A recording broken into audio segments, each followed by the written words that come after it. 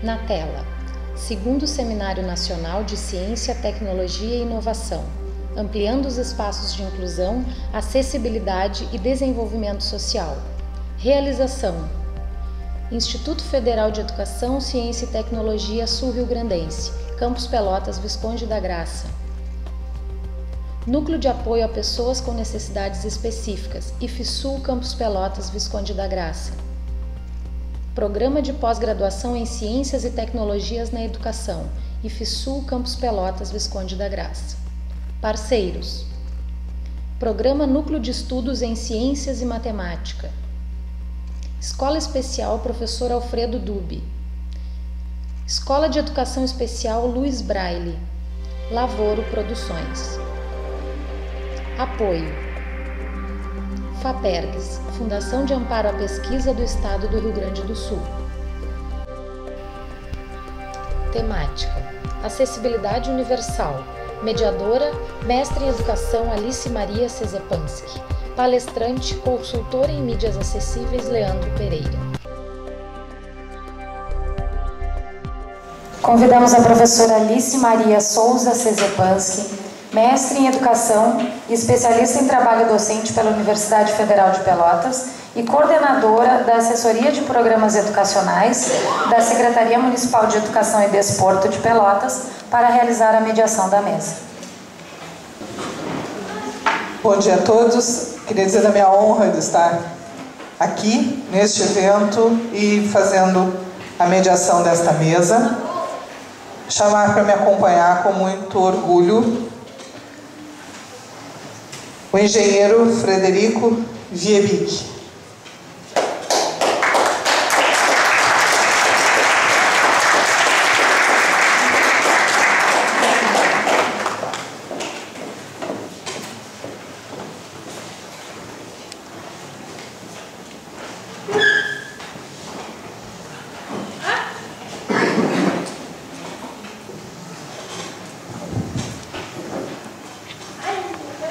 O jovem administrador de empresas, Leandro Pereira.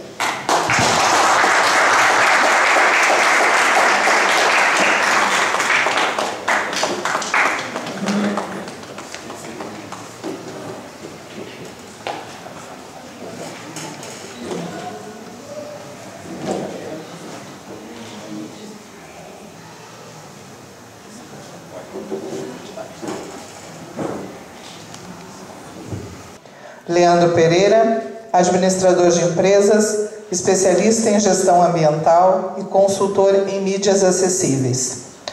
Queria dizer aos senhores da mesa e aos que estão presentes que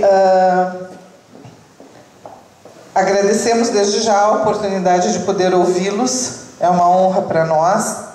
Dizer que de posse e lendo, confesso, pela primeira vez a BNT, pelo menos com mais atenção, algumas coisas conhecia em termos de acessibilidade de área física, me surpreendi com o número de itens possíveis para que as pessoas se aproximem.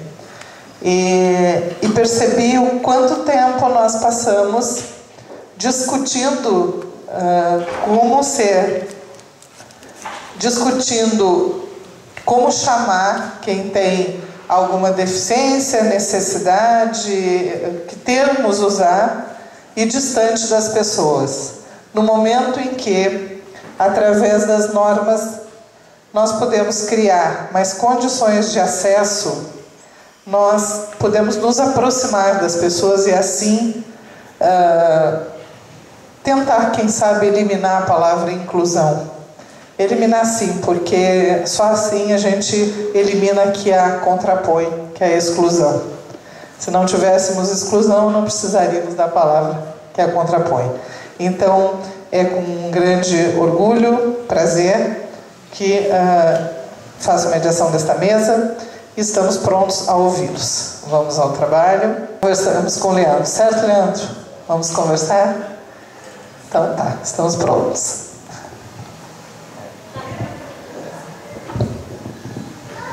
Bom dia a todos, então. Quero dizer que estou muito feliz em participar esse ano, mais uma vez, né, aqui no seminário, ano passado como ouvinte, e esse ano então como uma palestra, né,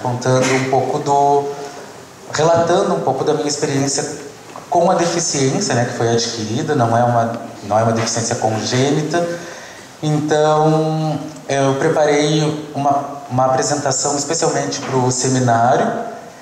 E eu costumo, né, como eu tenho baixa visão, eu não costumo usar o recurso de slides, né, porque não adianta muito, né, porque não enxerga. Mas então, como vocês enxergam, em consideração a isso, eu vou ilustrar a minha palestra. E eu não sei se na plateia tem alguém que não enxerga ou que enxerga pouco. Eu vou me descrever, tá? Eu estou hoje vestindo um tênis, uma calça jeans, uma camiseta num tom avermelhado. Eu tenho estatura mediana, 1,76 m, a minha pele é moreno escuro e o meu cabelo é preto liso, tá? Então, isso é uma informação importante para quem não enxerga ou enxerga pouco, porque a gente consegue imaginar como é quem está falando, né? Então, isso é bem bacana, é importante.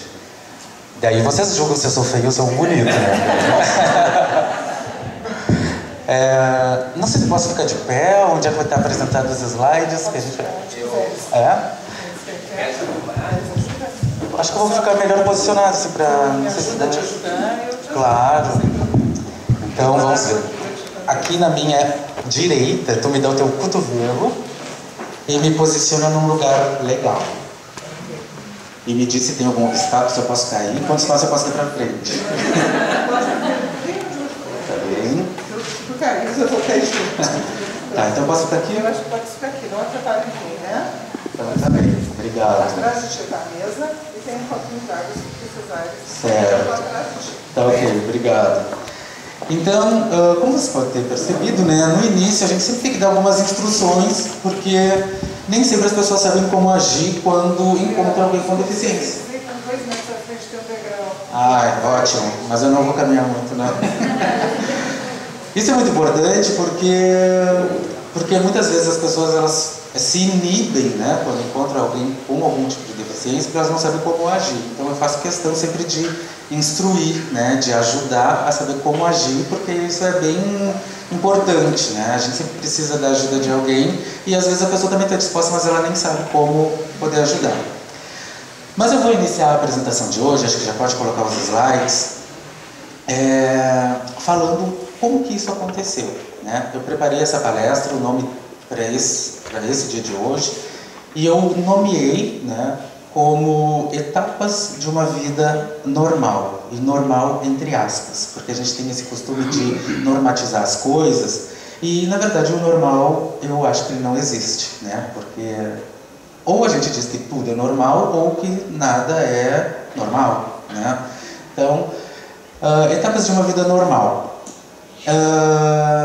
Desde pequeno, né, eu sempre fui muito criativo, muito curioso, então sempre enxerguei bem, como eu falei, a minha deficiência foi adquirida, então gostei sempre de cores, de formas, sempre fui, sabe, objetos, então tudo isso sempre me instigou muito curiosidade, sempre tive muito interesse por essa coisa mais artística, vamos dizer assim. Então eu acabei me formando em design de móveis, né, aqui em Pelotas, e trabalhei muitos anos com isso, fazendo projetos de ambientes residenciais, corporativos, trabalhando com cores, com formas, texturas, né, e em consequência disso eu viajei bastante também, participando de mostras, né, de design,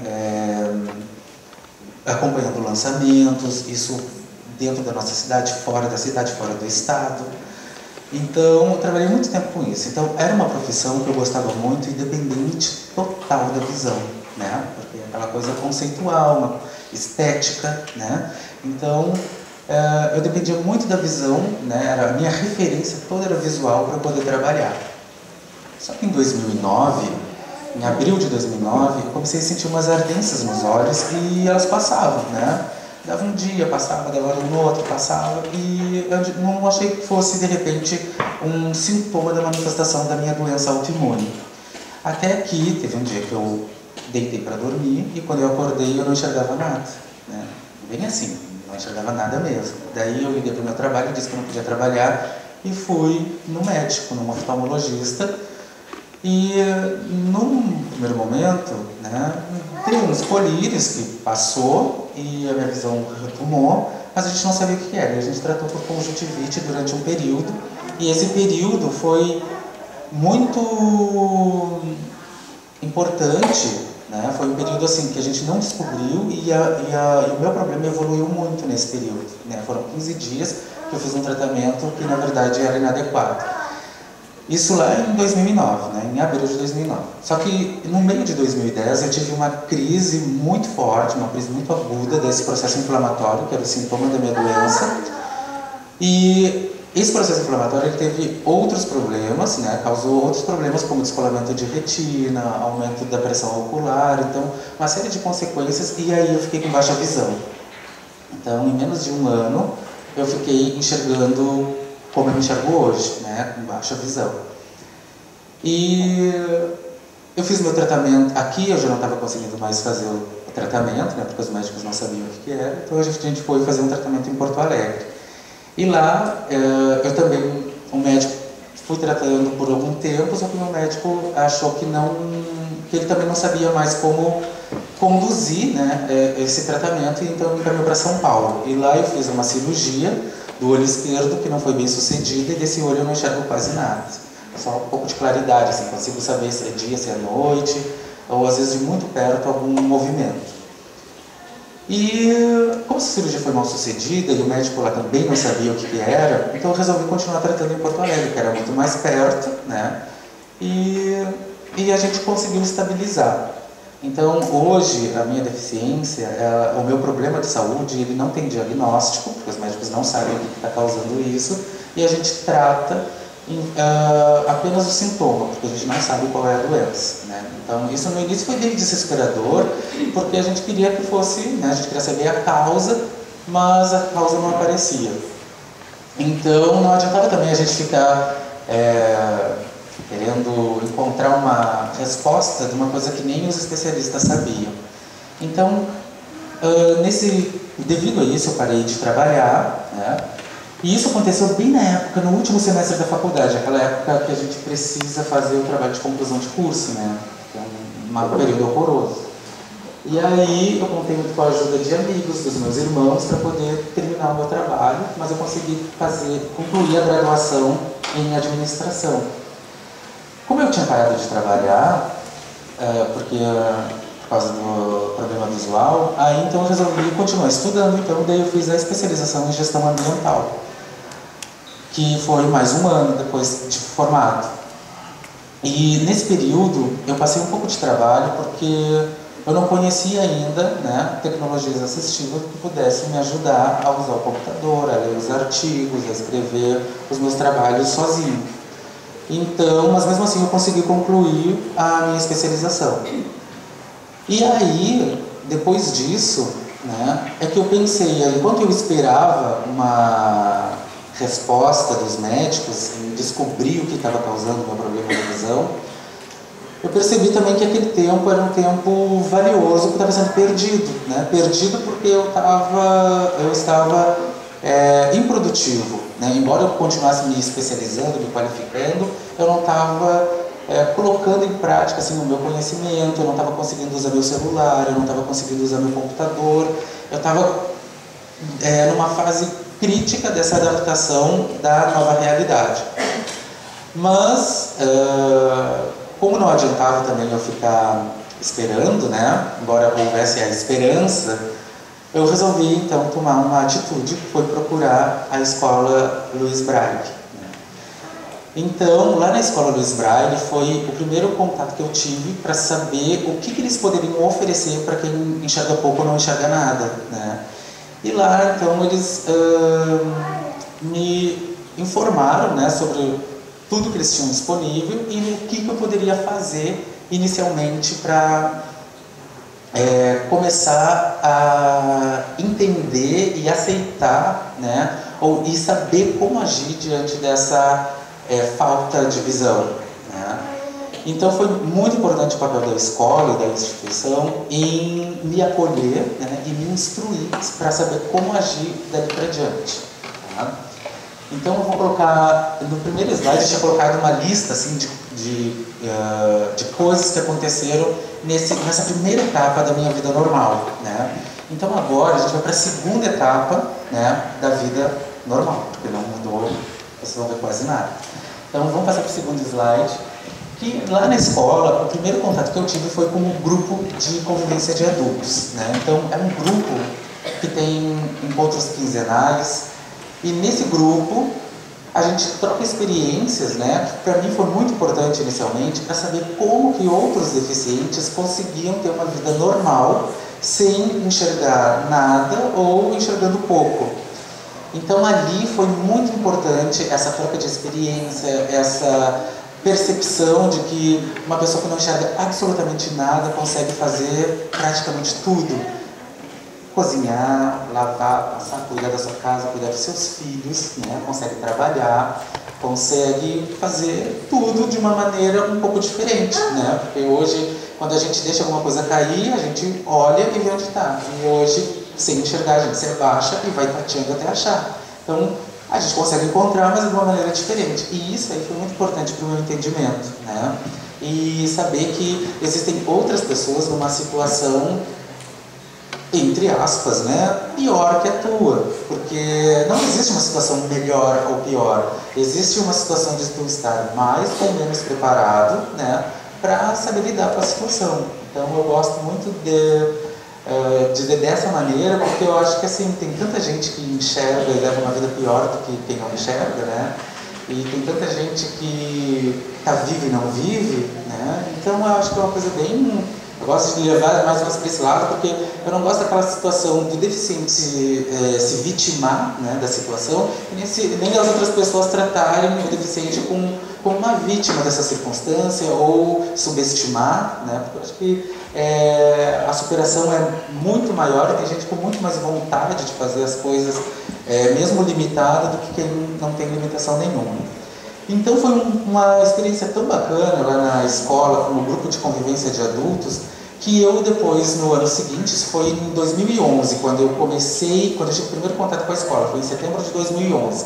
Já no ano de 2012, então, eles precisavam trocar a coordenação do grupo de adultos e eu me candidatei a ser coordenador do grupo.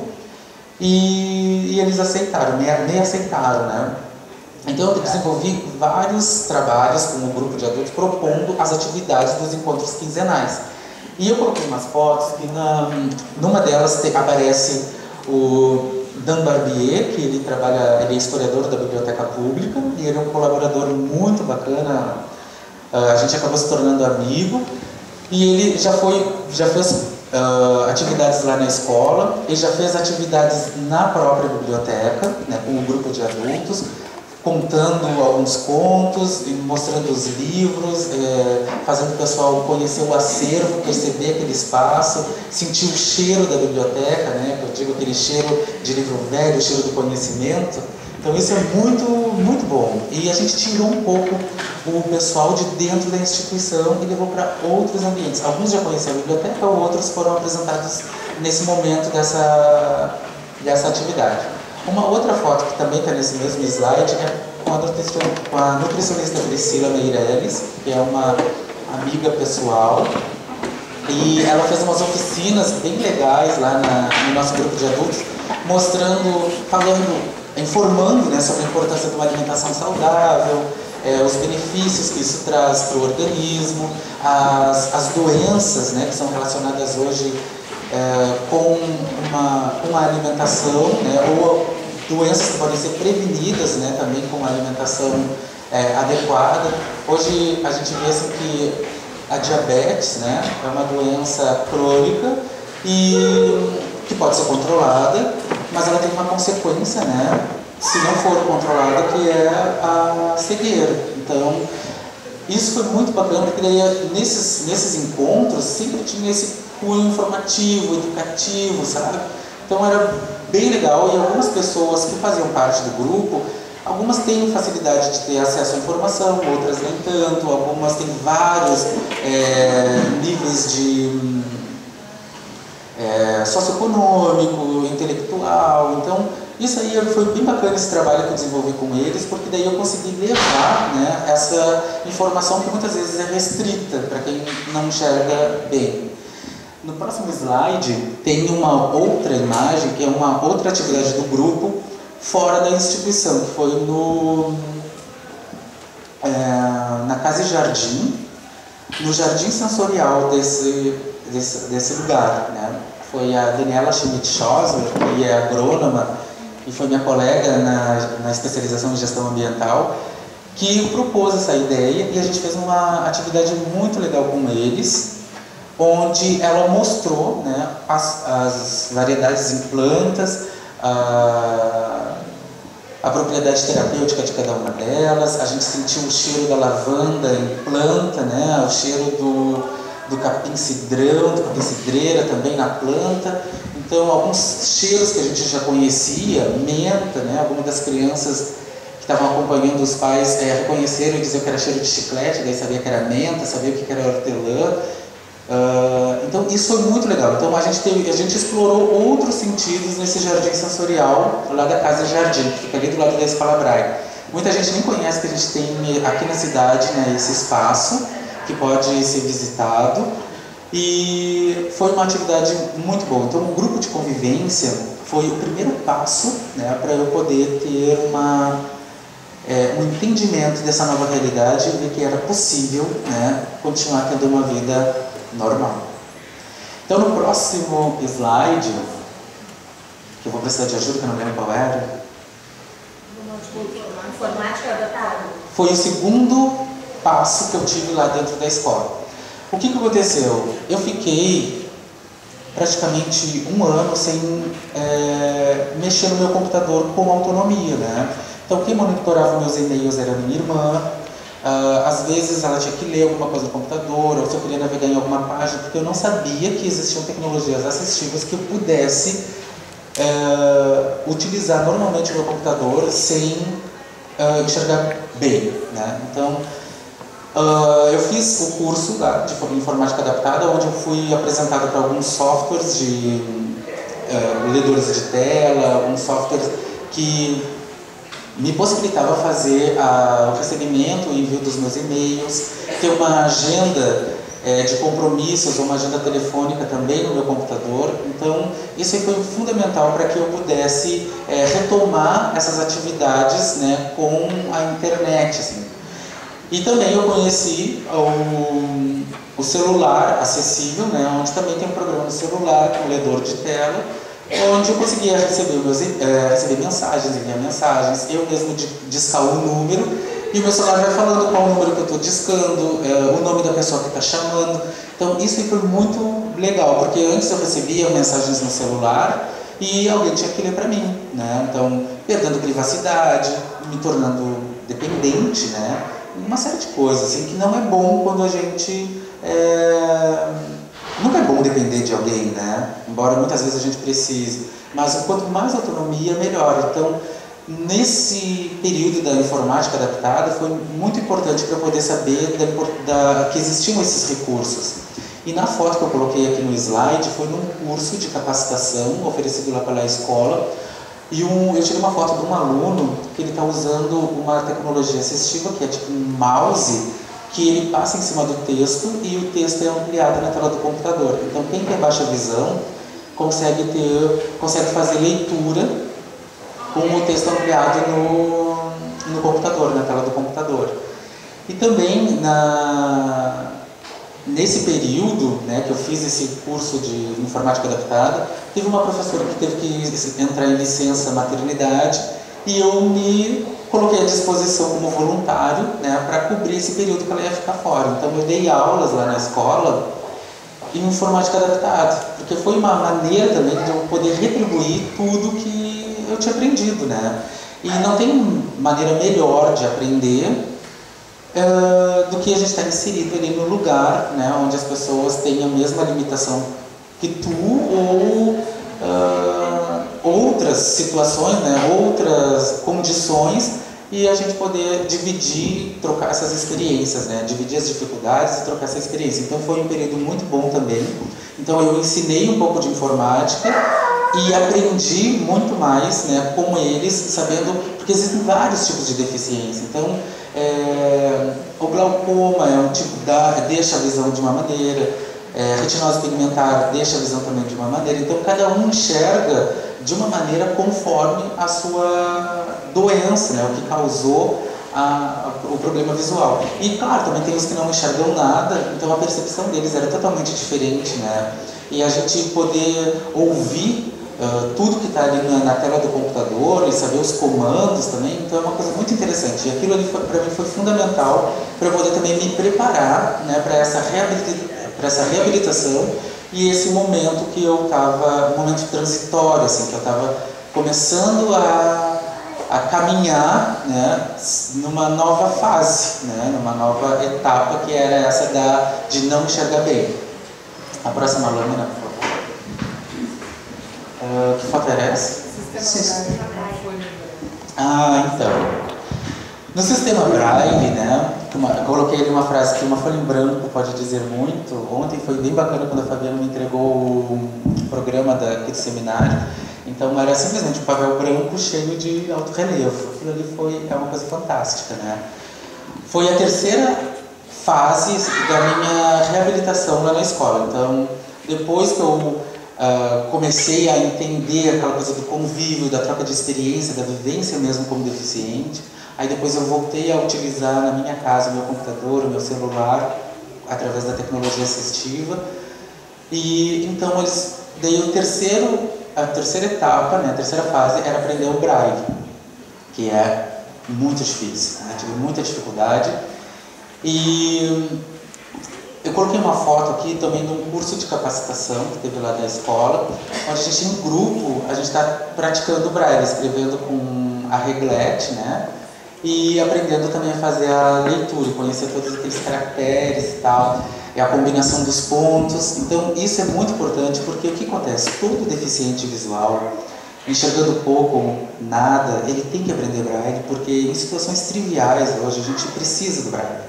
Existe, né, essa cobrança da adaptação dos espaços públicos, né, em ter acessibilidade. Então o elevador, né, é praticamente inadmissível hoje ter um elevador que não tenha os números dos botões em Braille. Mas o que adianta também se eu não souber o Braille, né? Eu vou entrar num elevador e não vou saber qual botão apertar. Ou porque eu não sei ler Braille, ou porque não tem ali a informação em Braille, né?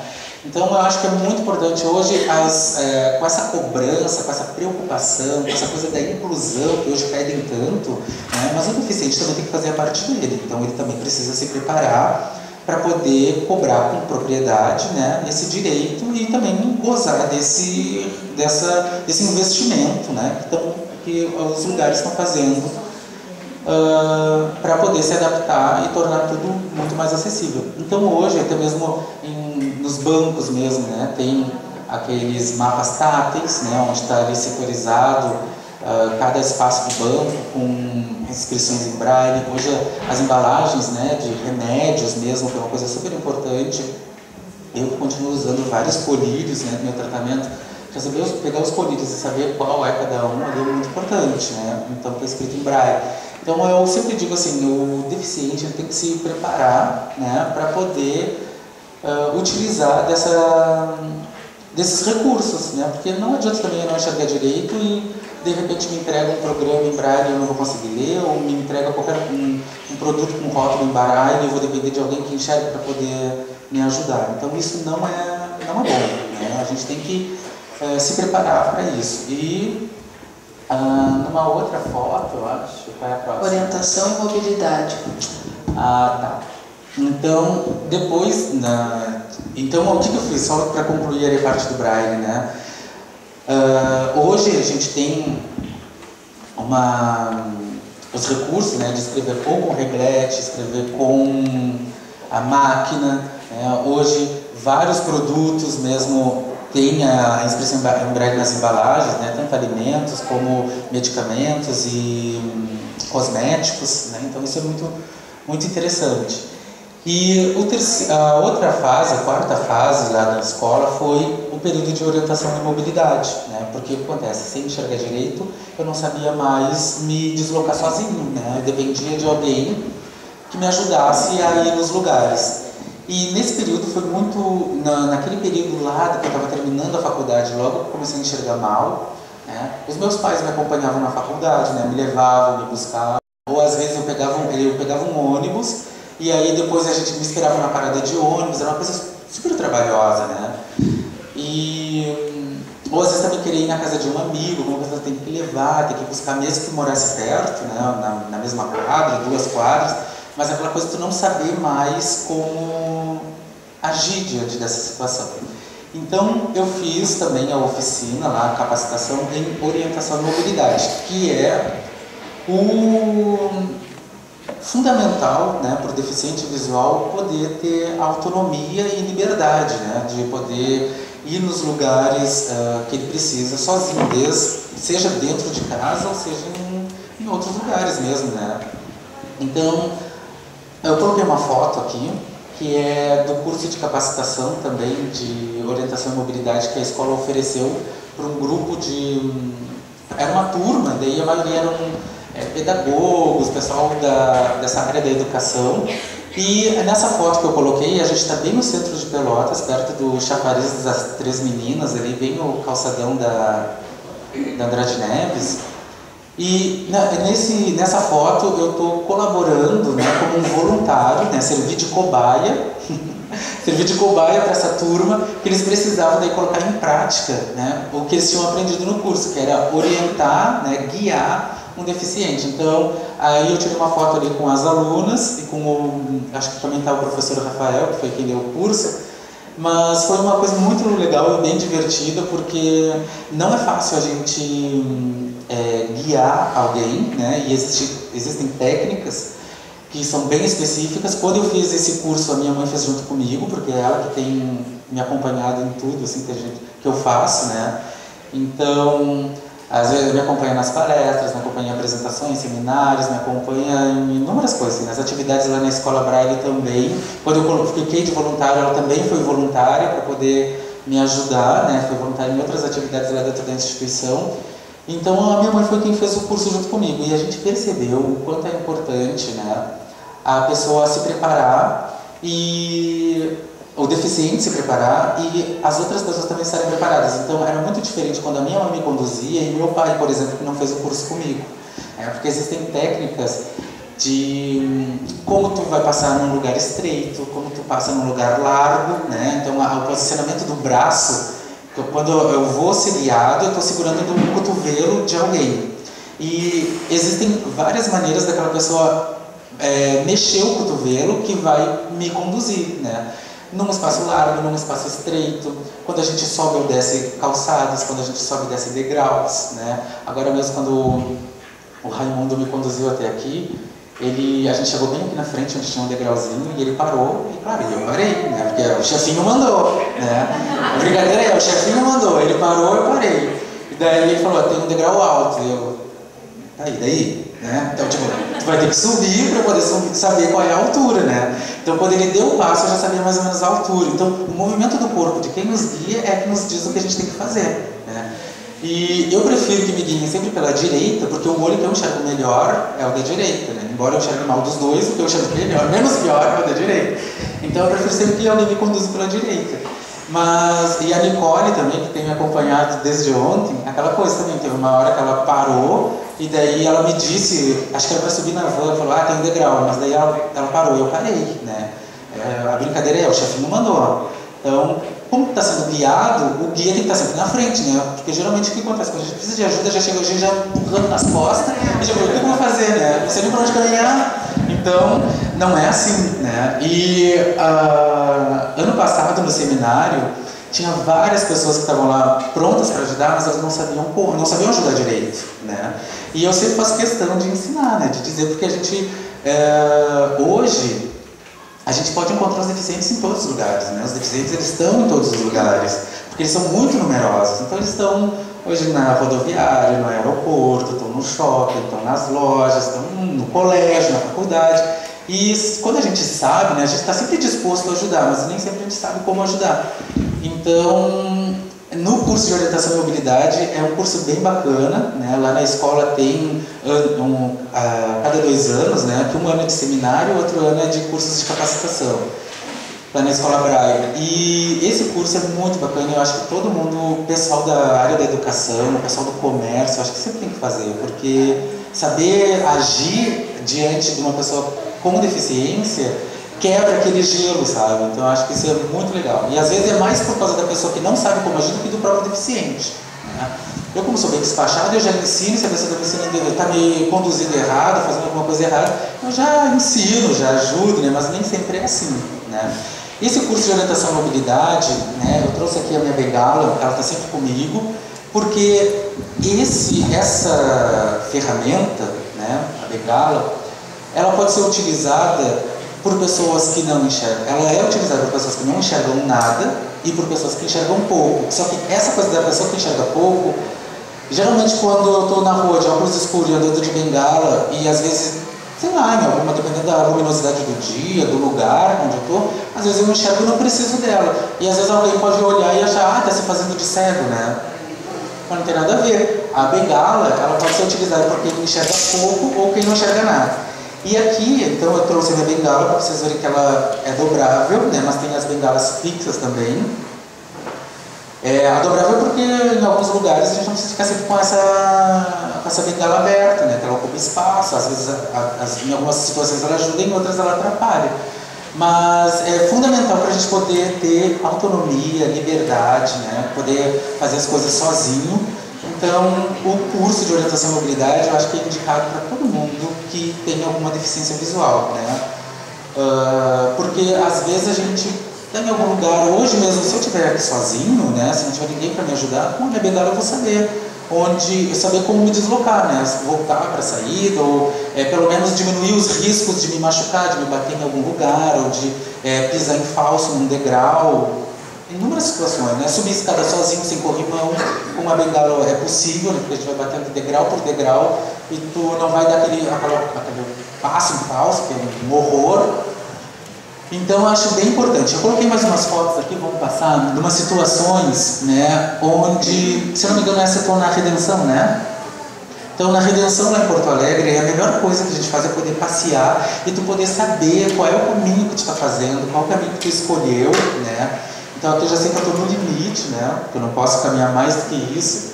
Então isso é muito bom. Então tu poder caminhar, poder te deslocar, poder saber onde tu quer ir sem depender de alguém. Olha, eu me bati, né? Então se eu estiver sem a bengala, a gente não consegue muito, ou eu daria um passo e levaria a mesa adiante, ou eu não ia saber onde me localizar. E isso é muito bom.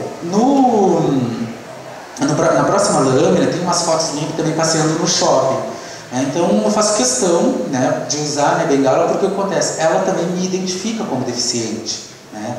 Então as pessoas já estão atentas, já estão alertas para te ajudar em alguma situação de risco ou de maior dificuldade. Então eu acho isso também super importante, não só para a gente poder ter autonomia, liberdade, né, independência no se deslocar, mas também para poder já sinalizar para quem enxerga que tu tem uma limitação, né? Então, as pessoas estão sempre dispostas. E daí ali aparece uma foto eu passeando no shopping, nos corredores do shopping, e também depois uma foto eu subindo ou descendo uma escada rolante, né? Então, é muito importante a bengala na vida do deficiente visual, né? Como eu disse, não só para essa autonomia de deslocamento, mas principalmente pela identificação. Então, quando eu entro numa loja, né, faço compra das minhas roupas sozinho, vou bisbilhotar alguma coisa, assim, garimpar alguns CDs, DVDs, audiolivros, que são coisas que eu gosto bastante. Se eu vou numa loja, daí o próprio vendedor já sabe que ele vai precisar, né, que eu vou precisar de auxílio, e ele mesmo já vai ler os encartes dos CDs, dos DVDs, dos filmes, né, já vai... Então isso tudo é muito importante, porque senão, se eu chego sem bengala, de óculos escuro, né, ninguém vai saber que eu tenho uma limitação visual, né, principalmente porque eu não tenho nenhuma sequela assim, nos olhos, não tenho nenhuma algo que identifique que eu tenho problema visual. Então isso também é uma característica, né, então isso dificulta também, porque às vezes eu posso chegar num balcão, pedir alguma coisa e a pessoa acha que eu estou enxergando super bem, e na verdade eu estou enxergando só um vulto na minha frente, né? Então eu acho que é muito importante a gente se identificar como deficiente, porque daí as pessoas já vão mudar a maneira como elas vão agir, né? Já vão se preparar para saber como agir contigo. E essa bengala, claro, tem inúmeras vantagens, né? Porque às vezes no shopping, quando eu estou passando com os amigos, eles dizem, já arma essa bengala aí e vai abrindo caminho, porque quando o shopping está muito lotado, tu coloca essa bengala aqui, parece um Moisés abrindo o mar, né? Porque as pessoas vêm e elas abrem caminho, assim, maravilhoso. É criança que sai da frente, é carrinho de supermercado, tudo, então é uma maravilha, né? Então, pode vir atrás que o caminho está livre. Então é muito importante isso, né? Facilita demais a vida da gente. Vamos para a próxima então. Programa Ponto de Vista. E também lá na escola Luiz Braille eles têm um espaço na Radiocom, né, na rádio comunitária, que é o programa Ponto de Vista. E esse programa eu fui convidado no ano passado e trabalhei até o meio desse ano como um dos apresentadores, junto com o Dilmar, que é o presidente lá da escola, e a Mara Torma, que é a psicopedagoga, que também acompanha o grupo de adultos. Então foi bem legal essa experiência lá na Radiocom, porque o que acontece? Eu aproveitei para conhecer muita gente, né? Porque é um programa de variedades, né? E a gente levou muitos convidados para falar sobre esse universo da deficiência. Na primeira lâmina eu coloquei uma foto do Fernando Zamboni, que é um acadêmico da Federal, né, do curso de música. Então ele contou um pouco do relato dele, como é ser aluno deficiente na Federal. Aí, ano passado, nesse mesmo seminário, eu conheci o professor Mário Azevedo, lá da ESEF. Eu convidei ele para participar do nosso programa e ele falou um pouquinho do que o professor Alexandre falou ontem aqui, que ele coordena também lá na Faculdade de Educação Física o grupo de basquete em cadeira de rodas. E ele contou um pouco daquele projeto, como é que funcionava, convidou as pessoas para participar, então foi muito legal. Então vocês vejam, né, que o seminário do ano passado nos rendeu muitos bons contatos, né, e enriqueceu ainda mais as atividades que a gente já estava executando. E eu gostei muito de trabalhar na rádio porque essa construção da rede de contatos era muito importante, né? E eu tinha esse compromisso de poder levar a informação para quem tem essa limitação visual, porque muitas vezes tu não consegue mais ler um jornal, não consegue mais ler uma revista e não sabe nem onde procurar isso. E algumas pessoas desconhecem, né, esse conteúdo na internet, ou às vezes não têm o próprio acesso à internet, então fica um pouco mais limitado assim, esse enriquecimento cultural, né? Poder receber essa informação. E esse programa foi muito bacana por causa disso, porque eu desenvolvi um trabalho super bom e conheci pessoas maravilhosas. Na próxima lâmina, ainda sobre o programa, tem uma foto ali onde também alunos lá da escola participaram do programa, relatando como tinha sido a experiência deles nos jogos estaduais para deficientes. Então foi muito legal os alunos do atletismo contando, né, que eles foram medalhistas, aquela coisa toda do esporte, né, que é muito importante para criança e adolescente, né, e essa coisa da integração, que ontem a gente viu, isso é muito enriquecedor, assim, e contribui demais mesmo para o desenvolvimento, né. Então o programa foi bem bacana, continua acontecendo, só que agora eu não participo mais, é toda terça-feira, na Radiocom 104.5, da 1h30 às 2h30. Sempre tem assunto bacana assim, para a gente se informar. No próximo slide... Dizer sim parece para conhecer e aprender. Então, como eu falei para vocês lá inicialmente, né, que eu sempre fui bem despachado, assim, bem... acessível, quer dizer, dessa questão que eu acho que quando a gente diz sim, né, a gente sempre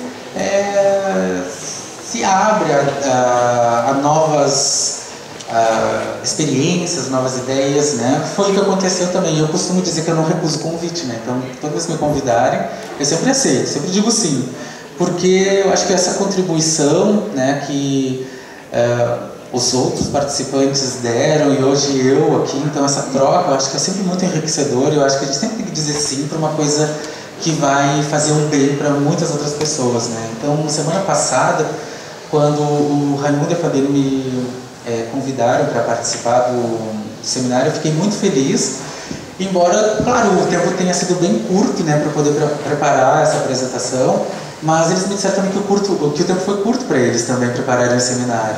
Então eu vi ali que eles precisavam da minha ajuda, né, e eu precisava dessa oportunidade. Então foi assim, muito legal, e eu fiquei super emocionado com isso, porque ano passado eu tirei muito proveito, né, do seminário, e esse ano não está sendo diferente. Então, dizer sim, né, para a gente aproveitar as oportunidades, para a gente poder crescer, né. Qual é a foto que está aqui? Oi? Dizer sim para conhecer e aprender. E a foto, então tem uma foto de seminário, né? E depois a foto do seminário e então aqui eu estou colocando umas fotos das apresentações, né, da minha participação em alguns eventos. Pode passar para a próxima. Que depois também eu participei também lá em Porto Alegre, no Joaquim Felizardo, onde tem um museu com audioguias e é uma estrutura toda acessível, também é bem legal, então fui convidado e participei. Pode passar a próxima. Tem uma imagem também do Encontro de Inclusão Cultural e Acessibilidade da Federal, que foi aqui, foi muito bacana também. Né?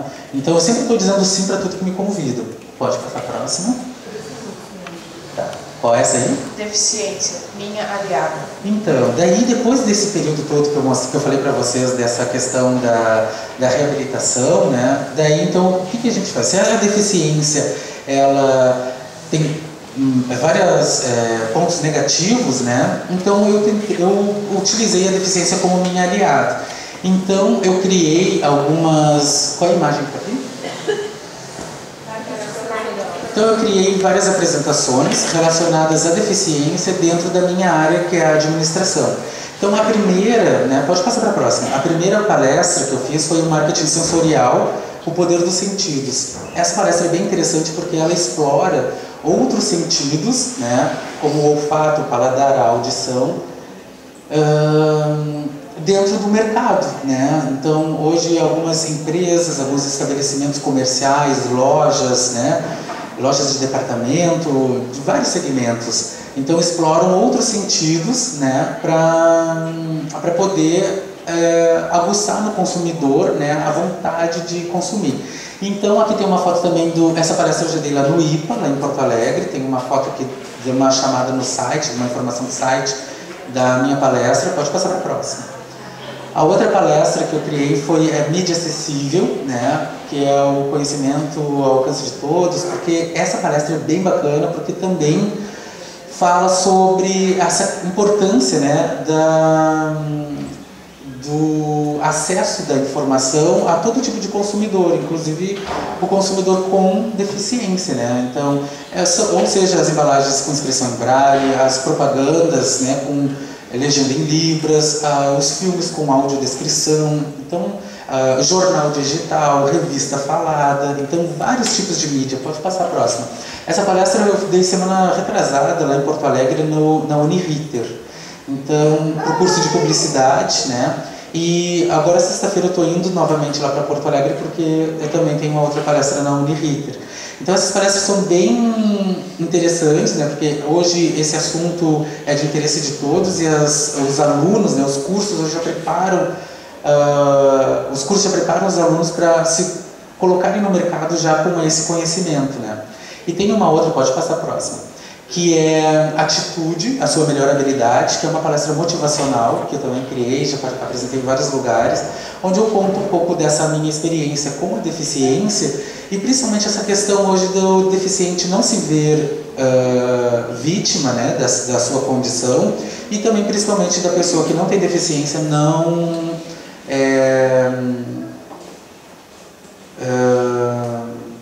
subestimar a capacidade do deficiente, né, porque são capazes de muita coisa, e eu acho que isso é super importante também para recolocamento no mercado, para poder participar de atividades, né? Então não existe limitação. A próxima, então, é uma imagem de uma participação minha numa reportagem no ano passado no Diário Popular sobre uma avaliação da Fena Doce, né? que infelizmente foi uma avaliação bem ruim, né? Porque a FUNA 12 tem uma estrutura péssima, e isso foi uma coisa muito triste, porque a gente percebeu assim que eles não estavam nem um pouco preparados, né?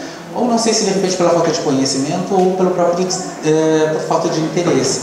Mas a gente viu assim que é um evento muito grande, né, que movimenta bastante dinheiro na cidade, né, e explora bastante também essa questão do turismo, mas realmente não tinha nada de acesso, né? O despreparo até mesmo dos participantes, né, dos expositores e também da estrutura física. Tá, podemos passar para a próxima. Essa aqui qual é? Depois de tanto trabalhar, é preciso relaxar. Então, depois de todo esse período de adaptação, de saber como caminhar com a bengala, de saber como ser conduzido, de saber me localizar sem enxergar bem, eu me arrisquei ano passado, né, em ir no show da Madonna, que foi lá em Porto Alegre. Então era um show, assim, a primeira vez que eu estava indo num lugar, né, com uma mega estrutura, com uma multidão, né, enorme. E eu já estava preparado, sem medo, né, de enfrentar isso. Então foi um momento muito bom, assim, para mim, porque foi um momento de superação, né, sem medo de me perder naquela multidão toda, acompanhados de alguns amigos que já sabiam como agir comigo, né, e ainda consegui curtir o show, né, de uma pessoa que eu gosto demais. A próxima. Essa aí era da... Só se vê bem com o coração. Então, aqui eu coloquei assim, ó, teve essa foto, o que eu acho assim, da importância, né, da pessoa se colocar hoje no lugar do deficiente, né, para a gente poder entregar, para a gente poder se preparar, né, e também ter essa coisa de se colocar no lugar para poder ver. Aqui eu coloquei uma foto, acho que é em Florianópolis, né, que eu estou caminhando no calçadão da Beira-Mar Norte, onde eu não estou usando a bengala, né? A bengala está recolhida, por quê? Porque eu estou caminhando pelo piso rodotátil, né? Então, lá em Florianópolis, eles se preocuparam com isso e reformaram todo o calçadão. Então, tem o piso rodotátil, que facilita demais, né, a vida para quem não enxerga bem. E não só ali no calçadão, mas como as ruas também, as ruas intermediárias também estão todas preparadas com o piso rodotátil. E não só nesse lugar aí, mas também nos terminais de ônibus, na rodoviária, no aeroporto. Então isso facilita muito, né? Pode passar a próxima. Aqui é? Então, aqui no centro de Pelotas, né? Eu pergunto, será que Pelotas tem coração? Se a gente só se vê bem com o coração, será que Pelotas tem coração? Porque assim, ó, é uma falta de estrutura, né? Um despreparo assim, no nosso centro. Tem essas características de ter calçadas estreitas e altas, mas, por exemplo, a falta de pintura adequada, né, no limite do cordão da calçada ali entre a rua e a calçada, as rampas, né, super mal feitas, né, com inclinação inadequada e às vezes até mesmo mal posicionadas, fora de faixa de segurança. Então é uma coisa muito entristecedora, né? Às vezes dizem, não quero ficar comparando, né, Pelotas com Florianópolis, mas eu acho que a gente tem que comparar, porque não quer dizer que uma cidade de interior, né, não está bem, ou tão bem, ou melhor preparada do que uma capital. E Porto Alegre também é assim, né? Porto Alegre é muito mal preparado nessa questão hoje de estrutura urbana. Pode colocar a próxima. Eu coloquei também outras fotos aqui de uma situação que é horrível, né? Que são aqueles containers de recolhimento de lixo hoje em cima das calçadas, que é uma via onde passa o pedestre, e ali, então, se já é difícil para quem enxerga bem, imagina para quem enxerga mal, né? E então eu coloquei tirei duas fotos ali na Floriano e na Deodoro, onde tem esse tipo de situação, mas na verdade esse problema está instalado em toda a cidade, né? E por incrível que pareça, às vezes as pessoas acham, não, mas consegue desviar, ou uma coisa desse tamanho, né, não vai conseguir enxergar, ou conseguir perceber que enxerga pouco com a bengala, mas isso é uma coisa horrível, né, é um descaso, eu acho, é um descaso, é um despreparo, é uma falta de planejamento, né, e como gestor ambiental eu tenho conhecimento sobre essa questão hoje da estrutura urbana, né, dessa preocupação assim, da instalação adequada dessas coletoras de lixo, né, principalmente. Então isso é uma situação muito horrível que a gente vive hoje. Então a vida continua normal, né, é uma etapa da vida que continua normal. Então eu separei essa palestra em 3 etapas, né. A primeira etapa era a minha vida normal sem a deficiência, a minha vida normal durante a reabilitação e a minha vida normal, né, reabilitado e enfrentando todas as dificuldades que vocês enfrentam e também superando as dificuldades que é necessário superar. Essa aqui é a minha última apresentação com as imagens, e depois na última ali, né, que já é o encerramento, eu coloco uma frase do Saint-Exupéry que fala, né, que só se vê bem com o coração e que o invisível, não, que o essencial é invisível aos olhos. E isso eu aprendi lá na escola, porque hoje, se enxergar bem, né, eu não julgo mais, né, a pessoa pela aparência, então, e também não me distraio mais com isso. Então a gente vê assim, por exemplo, se uma pessoa se ela é gorda, se ela é magra, se ela é alta, se ela é baixa, se ela é desdentada ou não, né, se o cabelo está chapado ou não, então isso aí hoje não interessa mais. Então hoje eu julgo a pessoa se ela é educada, se ela é legal, se ela é, né, essa história mais interessante dessa maneira. Então a falta da visão, ela trouxe algumas desvantagens, né? Em algumas situações são desvantagens, mas em tantas outras são vantagens. E hoje, conhecer pessoas e saber me relacionar, né, eu percebi que é até melhor não enxergar bem, né? Porque a gente avalia a pessoa pelo que realmente ela é, né? Então, acho que foi mais ou menos essa a ideia assim, que eu queria mostrar para vocês, que é possível ter uma vida com uma limitação visual normal, né, porque eu participei de várias atividades. Eu acho que a gente tem que estar disposto a crescer e a contribuir para o crescimento também de outras pessoas. E principalmente, eu acho que essa questão da gente não subestimar, né, o indivíduo por ele ter alguma limitação, porque a limitação muitas vezes é a gente que impõe. Muito obrigado.